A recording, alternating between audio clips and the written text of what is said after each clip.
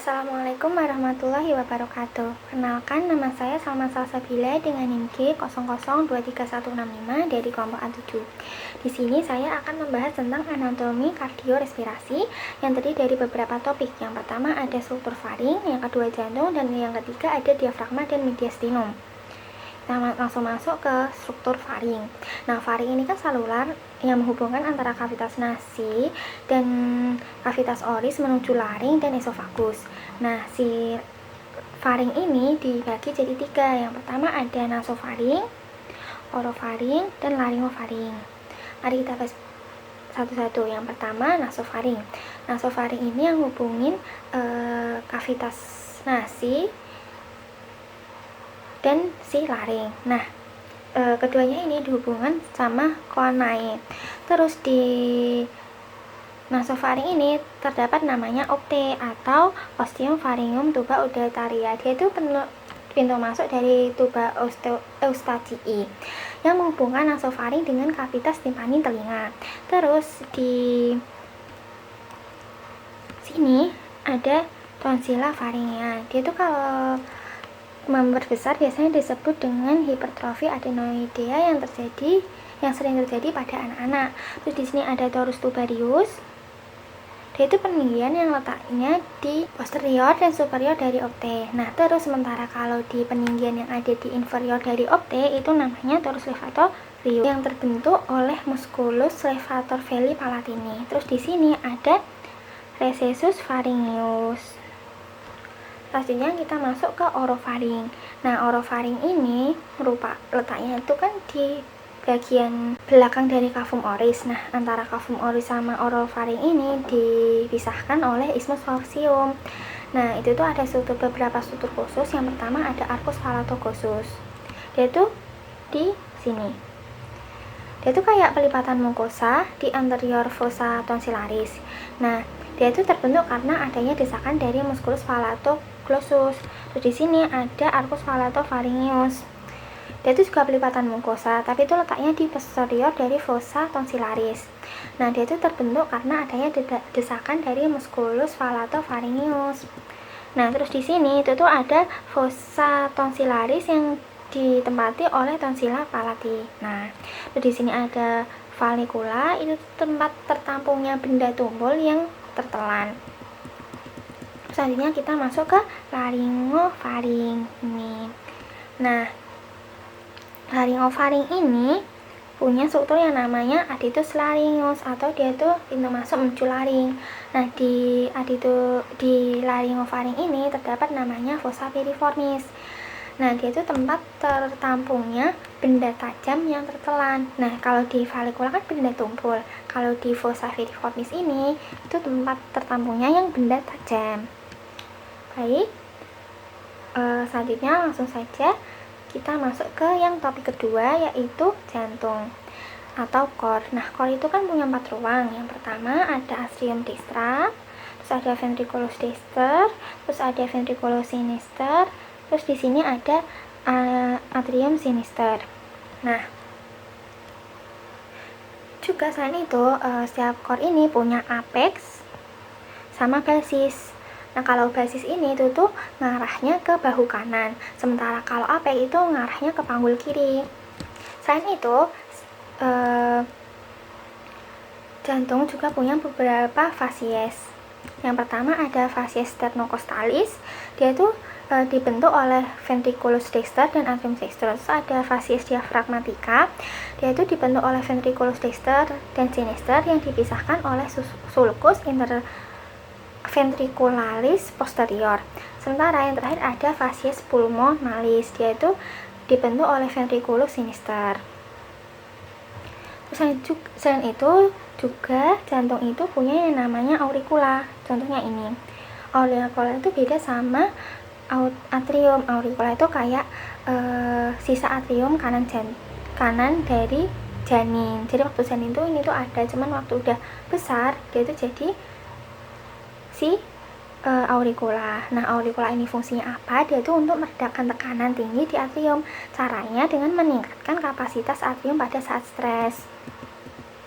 Nah, di permukaan luar jantung itu tuh juga terdapat kayak tempat lewatnya pembuluh darah yang biasa disebut sulcus. Contohnya di sini ada sulcus coronaria. Sesuai namanya berarti dia tuh tempat lewatnya arteri coronaria. Nah, terus di sini ada sulcus interventricularis anterior, dan yang di sini ada sulcus interventricularis yang posterior. Nah, oh ya, jantung itu juga punya kerangka yang menyusun, namanya skeleton cordis. Fungsinya dia itu untuk melekatnya miokardium atau si otot jantung. Selain itu, dia itu juga tempat melekatnya si katup-katup jantung. Nah, dan fungsi penting lainnya itu tuh ada, dia itu isolator impuls antara atrium dan ventrikel. Jadi biar si atrium sama ventrikel ini tuh enggak kontraksi secara bersamaan, jadi darah tuh bisa ngalir. Itu terbentuk dari apa aja? Yang pertama ada annulus fibrosus, terus ada trigonum fibrosum, juga ada septum membranaceum. Nah, si annulus fibrosus ini itu tuh dibagi jadi annulus fibrosus valva trunci pulmonalis, ada annulus fibrosus valva aorta, terus annulus arterioventricularis destra, sama annulus atrioventricularis sinistra. Sementara trigonumnya itu tuh ada trigonum fibrosus dextrum sama trigonum fibrosum sinistrum. Selanjutnya kita masuk ke struktur internanya jantung. Yang ini tuh gambar dari atrium dexter. Nah, dia itu bagian halusnya dibentuk oleh sinus venarum cavarum. Sementara kalau bagian kasarnya dia itu dibentuk sama musculus pectinati. Nah, dari bagian halus sama kasar di atrium dexter ini dipisahkan sama crista terminalis pada bagian dalam. Nah, kalau bagian luarnya itu dipisahkan sama sulcus terminalis. Terus di sini itu ada fossa ovalis. Dia itu merupakan obliterasi dari foramen ovale yang berada di septum interarterial.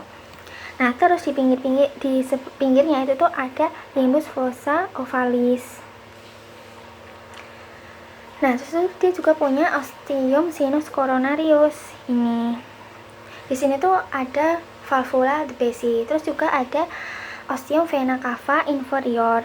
Di sini ada valvula Eustachi. Terus biar ke struktur yang hubungin antara si atrium dexter sama ventricular dexter itu tuh ada namanya ostium atrioventricular dextra. Dia tuh di situ tuh ada katupnya, namanya katup tricuspid. Nah, terus masuk ke ventriculus dexter. Dia itu terdiri dari suatu ruangan kasar yang tersusun dari trabecula carinae. Nah, ini ya kayak rigi-rigi gitu. Nah, trabecula carinae ini tuh dibagi jadi 3 jenis. Yang pertama ada muscus papillaris. Yang ini, muscus papillaris yang ini. Dia tuh kayak fungsinya tuh buat biar si cordi tendinae ini tuh bisa terfiksasi secara kuat. Nah, terus juga ada trabecula septomarginalis ini. Terus juga yang lainnya ada rigi biasa yang menonjol di bagian dalam. Nah, terus di sini di ventricle dexter ini itu tuh juga ada yang namanya ostium trunci pulmonalis. Dia itu kayak struktur yang hubungin dengan truncus pulmonalisnya. Terus kita masuk ke jantung bagian kiri. Yang ini pertama ini ada atrium sinistra. Dia itu terdiri atas sinus venarum cavarum dan auricula sinistra. Ini auricula sinistranya yang ini. Nah, terus di sini tuh juga ada fossa ovalis dan valvular foraminis ovale. Yang ini. Terus yang hubungin dengan antara atrium sinistra sama ventriculus sinistra itu tuh ada namanya ostium atrioventricularis sinistrum. Oh ya, sebelumnya si atrium sinistra ini dimuarai sama beberapa struktur. Yang pertama itu ada 2 buah vena pulmonalis dextra, yang kedua ada 1 buah vena pulmonalis sinistra superior, dan yang terakhir ada 1 buah vena pulmonalis sinistra inferior. Nah, terus kita masuk ke ventriculus sinistra. Ventriculus sinistra ini itu tuh yang membentuk apex cordis, ya kan. Nah, terus pada yang bedain ventriculus sinistra sama yang lain, sama 3 ruangan yang lain, itu tuh ventriculus sinistra dia itu miokardiumnya paling tebal, bisa dilihat di sini. Nah, di sini tuh juga ada ostium aorta yang hubungin dengan aorta. Nah, kayak di ventriculus destra, di ventriculus sinistra itu tuh juga ada musculus papillaris sama chordae tendinae. Terus selanjutnya masuk ke mekanisme katup jantung. Nah, katup jantung ini tuh fungsinya kayak pintu. Dia itu cuma bisa kebuka saat tekanan di belakang katup tuh lebih tinggi. Nah, jadi kalau misal ada tekanan di depan katup lebih tinggi, si katup ini tuh nggak bakal buka, sehingga darah itu ngalirnya searah. Nah, jadi kan darah kan mengalir masuk ke dari seluruh tubuh, masuk ke vena cava superior dan inferior, terus masuk ke atrium kanan. Nah, atrium kanan itu tuh bakal ngelewatin katup trikuspid ke ventrikul kanan. Nah, terus ventrikel kanan ini kan bakal ke arteri pulmonalis, terus ke paru-paru. Nah, sebelum ventrikel kanan ke arteri pulmonalis itu juga ada katupnya, namanya katup pulmonal. Nah, terus kan paru-paru kan masuk ke vena pulmonalis, terus dia ke atrium kiri. Dia itu dari atrium kiri dia itu bakal ngelewatin katup bikuspid buat ke ventrikel kiri. Nanti ventrikel kiri bakal ke aorta melewati katup aorta. Terus aorta bakal seluruh tubuh gitu. Jadi misal katupnya itu ada masalah, dia bukanya bisa dari belakang. Tadi maksudnya katup itu tuh buka kalau misal tekanan yang dari belakang katup ini itu tuh lebih tinggi, jadi katup tuh membuka. Nah, sementara kalau misal katupnya tekanan di depan lebih tinggi, nah katupnya itu nggak bakal bisa buka. Kan jadinya kan darah cuman bisa ngalir secara searah. Nah, kalau misal ada gangguan sama katupnya, itu tuh bisa jadi tubuh tuh, organ-organ di tubuh itu tuh bisa aja kekurangan oksigen atau tidak teroksigenasi dengan baik. Makanya itu katup ini kayak struktur yang penting di jantung. Terus selanjutnya kita masuk ke nomor 3. Ini tuh ada gambaran dari diafragma. Nah, diafragma ini tuh kayak struktur yang bantu biar paru-paru itu bisa menaikkan atau menurunkan volumenya. Jadi udara itu bisa masuk dan keluar ke atmosfer. Nah, di diafragma ini itu tuh dibagi jadi 2. Yang pertama tuh ada pars muscularis yang warnanya merah-merah ini. Terus sama ada centrum tendineum. Tendineum tuh yang warnanya putih. Nah, di diafragma ini itu tuh ada beberapa kayak lubang-lubang atau hiatus. Yang pertama itu ada foramen vena cava ini. Dia itu letaknya setinggi vertebra thoracica 8. Terus di sini ada hiatus esophagus. Dia itu letaknya di setinggi vertebra thoracica 10. Terus di sini ada hiatus aorticus. Dia itu setinggi vertebra thoracica yang 12. Terus lanjut ke mediastinum. Mediastinum ini tuh kayak sebuah rongga yang ada di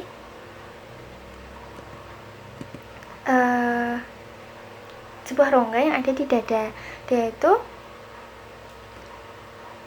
jadi di dada itu tuh ada sebuah bidang transversus yang membentang dari angulus sternalis ke diskus intervertebralis yang antara 4 dan 5. Nah, si bidang transversus ini itu tuh bagi mediastinum jadi 2, yaitu jadi mediastinum superius sama mediastinum inferius. Nah, sementara mediastinum inferius itu tuh juga dibagi jadi 3. Yang pertama ada mediastinum yang anterior. Yang sini ada medium, dan sini ada yang posterior. Nah, yang pertama kita bahas dari mediastinum yang superior dulu. Dia itu membentang dari apertura superior thorax sampai ke transversus thoracis plane. Isinya dia tuh ada timus, ada trakea, esophagus, aus, aorta, dan 3 cabang besarnya. Terus ada vena cava superior, nervus vagus, dan masih banyak lagi. Terus kalau di mediastinum anterior itu tuh letaknya di anterior perikardium dan di posterior sternum dan musculus transversus thoracis. Isinya itu tuh ada kayak sisa timus, nodul limfatiki, lemak, dan jaringan ikat longgar. Terus di sini ada mediastinum yang media, dia itu letaknya di cavitas pleura, distal, et sinister. Isinya itu ada core atau jantung, ada perikardium, ada nervus phrenicus, pangkal aorta, arteri vena pulmonalis, vena cava.